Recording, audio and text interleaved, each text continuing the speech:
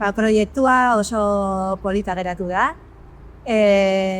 Hasiera batean, herriari aurkeztu nionean gaia, proposatu zen, praktika historiko hauetan, emakume zirkulu hauek, 19. mendean elkartzen zirenak, orain aldira ekartzera, beraiek pentsatu zuten, izan ziteken leku bat emakumeak elkartzeko, topa gune bat.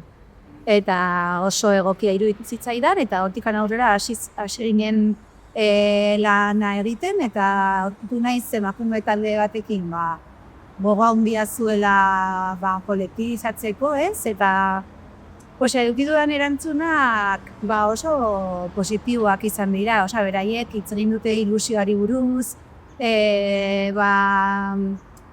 nola harremanak estutu diren,